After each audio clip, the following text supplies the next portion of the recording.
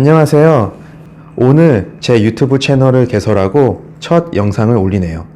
앞으로 저희 채널에서는 주식시장의 주요 이슈와 현재 시장에서 인기 있는 종목들 또는 저평가된 종목을 골라 분석하고 함께 토론하는 방법으로 채널을 운영해 나가도록 하겠습니다. 제 목소리가 좋지는 않고 발음이 부정확해도 너그러이 이해해 주시기 바랍니다. 자, 그럼 각설하고 오늘 살펴볼 종목은 현재 많은 분들의 관심을 갖고 있는 LG화학입니다. 저도 이 종목은 일찍이 사서 그리 크지 않은 수익을 보고 매도했는데 매도 후에도 한참 더 오르는 걸 그냥 지켜봤던 종목이라 약간 애증이 있기는 합니다. 한국 시간으로 4월 11일에 SK이노베이션과 소송에서 승소하고 다시 소송을 할 수 없는 조건으로 약 2조 원의 배상금을 지불하는 것으로 마무리가 되었죠. 이로써 소송에 대한 불확실성보다 사실은 제거되었다고 볼 수 있습니다. 그리고 2조 원의 배상금이 입금되면 LG화학의 재무구조 또한 지금보다 훨씬 좋아지게 되고요. 그럼 이제 LG화학을 매수해야 할까요? 앞으로 LG화학의 주가는 쭉 오를 것인가? 이 부분에 대해서는 보는 사람마다 시각이 많이 갈라지는데 저와 함께 알아보는 시간을 갖도록 하겠습니다. 먼저 차트를 보시면 지난 코로나로 인해 폭락했던 20년 연말과 21년 초반에 저점이 60만 원을 살짝 깼다가 바로 반등하기 시작합니다. 이렇게 급격히 상승하게 된 이유는 무엇보다 SK이노베이션, 삼성 SDI와 함께 전기차 배터리 수혜주로 가장 주목을 받게 되면서였죠. 저가에 기관과 외국인이 무차별적으로 쓸어 담았습니다. 사실 LG화학은 배터리가 주 사업이 아니죠. 회사의 사업 비중을 한번 보겠습니다. 여기서 자산이란 매출액이 아닌 말 그대로 장비를 구매하거나 사람을 고용하는 등 회사의 자산을 어느 정도 이 사업에 투자했는지에 대한 것입니다. 회사명에 화학이란 단어가 붙어 있듯이 주요 수익군은 석유화학과 첨단 소재 사업 부분이 주를 이루고 있습니다. 하지만 수년 전부터 LG화학은 배터리 사업군에 대규모 투자를 단행하고 가장 큰 수익 비중을 가진 석유화학 사업 다음으로 배터리 사업에 집중합니다. 그로 인해 주력 사업인 석유화학의 비율이 조금씩 줄어들고 전지 사업 부분이 자산이 크게 늘어납니다. 또 생명과학을 제외한 다른 사업 부문도 다 같이 약소하게 줄어드는 것을 확인할 수 있습니다. 그럼 LG화학이 배터리 부분에 투자한 내역은 재무제표를 보며 어느 정도 가늠할 수 있겠죠? 다음은 재무제표의 매출 비중을 한번 보겠습니다. 석유화학 사업 부분의 매출액은 점점 줄어드는 반면에 전지 사업 부분의 매출은 큰 폭으로 향상되고 있습니다. 나머지 첨단 소재나 생명과학 사업 부분은 대동소이하고요. 결국 기존의 캐시카우인 석유화학 사업은 더 자세한 분석이 필요하지만 그대로 유지하되 코로나로 인해 매출이 줄었다고 판단할 수 있겠네요. 재무제표의 재무상태표입니다. 유동자산과 현금성 자산은 꾸준히 증가 중, 결국 배터리 사업이 잘 되고 있다는 얘기죠.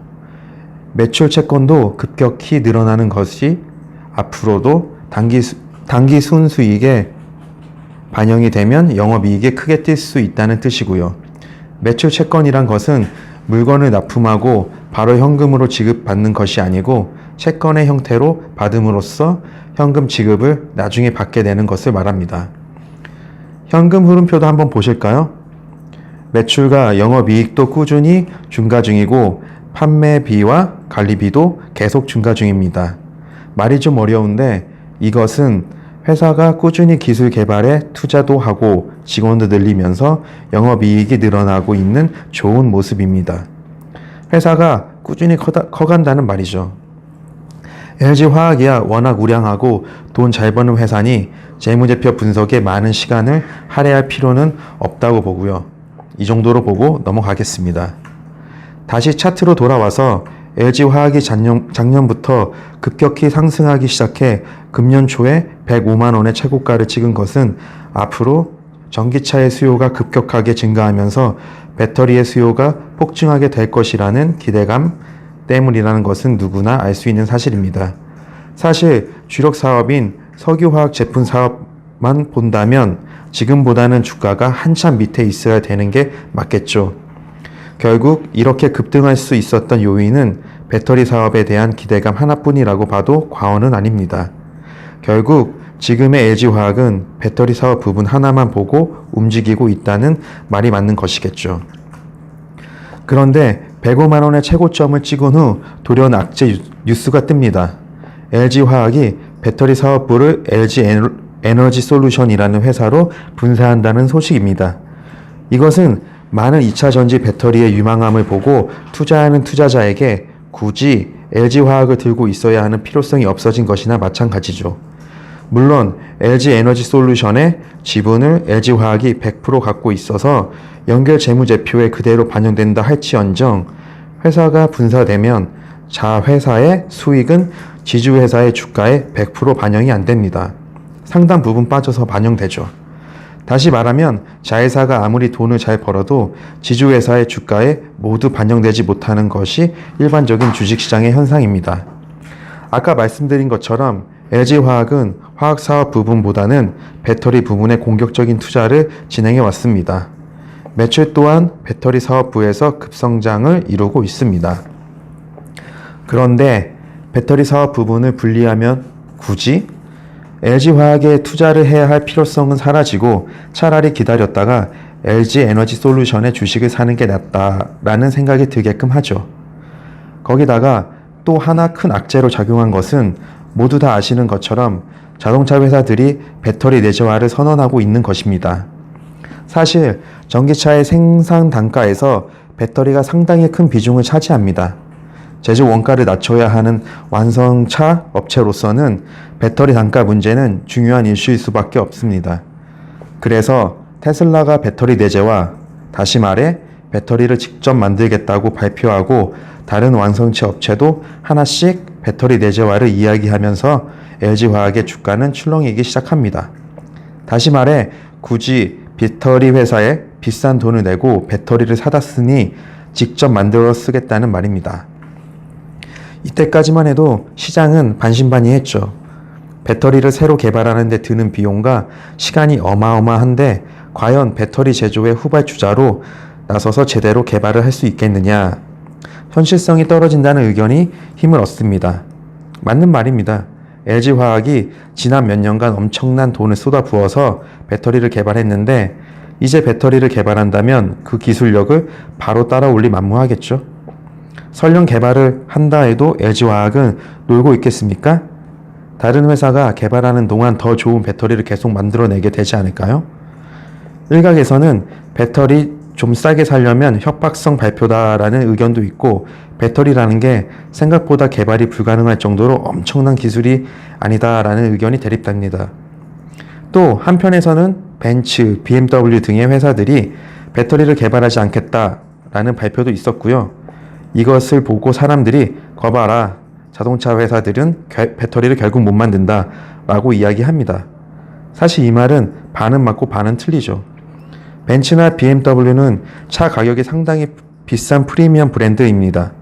따라서 많이 파는 것보다 대당 이윤을 많이 남는 구조의 회사들이라 생산 단가 걱정으로 무리해서 배터리 개발에 매진할 필요가 사실 없죠. 배터리 개발에 돈을 쏟아부을 필요가 없는 기업들입니다. 하지만 폭스바겐이나 현대, 기아차의 경우는 얘기가 다릅니다. 이 브랜드들은 중저가형 차를 많이 팔아서 이윤을 남기는 구조이기 때문에 생산 단가에 아주 민감하고 그만큼 자동차의 원가 절감에 신경을 많이 쓰는 회사들이죠. 따라서 배터리 가격 절감은 어찌 보면 이런 회사의 당면 과제인 것입니다. 그러던 중 최근에 폭스바겐이 직접 배터리를 만들겠다고 한 발표는 그동안 반협박성이었던 다른 회사의 발표와는 체감이 조금 다르게 다가옵니다. 폭스바겐은 앞으로 전기차 배터리를 노스볼트라는 회사와 9억 유로를 공동 투자로 합작해 배터리 공장을 짓고 생산에 사용하겠다는 것이죠. 노스볼트는 폭스바겐뿐만 아니라 유럽 내 여러 자동차 회사에 배터리를 납품하고 있는데 앞으로는 더 많은 배터리를 생산해 수입해 쓰는 배터리를 계속 줄이겠다는 의미입니다. 실제로 노스볼트라는 회사의 기술력이 LG화학과 비교하고 따지는 건 지금 시점에서는 무의미한 내용이고, 중요한 점은 LG화학은 폭스바겐을 포함한 유럽 내 자동차 회사들에 더 이상 배터리를 수출하는 게 어려워질 수 있다는 위기감이 생기기 시작합니다. 뿐만 아니라 앞으로도 더 많은 자동차 회사들이 배터리 내재화에 주력하게 되겠죠. 자, 그럼 LG화학의 주가는 앞으로 어떻게 될까요? 결론은 너무 큰 기대는 힘들다. 앞서 이야기 드린 내용은 상당히 암울한 내용들이지만 당장으로서는 LG화학의 매출이 줄어든다거나 하지 않고 앞으로는 몇 년간 꾸준히 배터리 매출이 늘어날 것이 당연한 사실입니다. 현재 LG화학은 이미 대량의 수주 잔고를 쌓아놓고 있으니까요.